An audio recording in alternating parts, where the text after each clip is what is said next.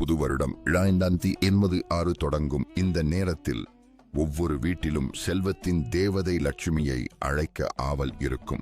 ஆனால் உண்மையான செல்வம் என்பது வெறும் சடங்குகள் அல்ல, அது ஒரு வாழ்க்கை முறை. லட்சுமி வாசம் செய்யும் இடம் சுத்தமாகவும் ஒழுங்காகவும் கடின உழைப்பும் இருக்கும்.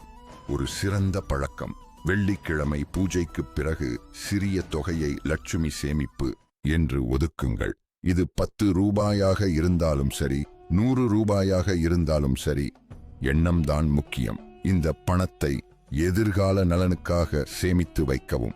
செல்வத்தை மதிப்பது என்பது வீண் செலவை தவிர்ப்பது, பட்ஜெட் வைத்திருப்பது, சேமிப்பது என்பதை புரிந்து கொள்வதாகும். காலையில் விழித்தெழுந்து பிரார்த்தனையுடன் நாளை தொடங்குங்கள்.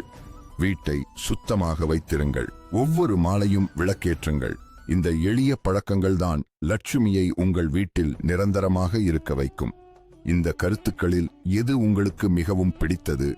மேலும் இது போன்ற ஆன்மீக ஞானத்திற்காக பக்தி பயணம் பக்கத்தை பின்தொடருங்கள்.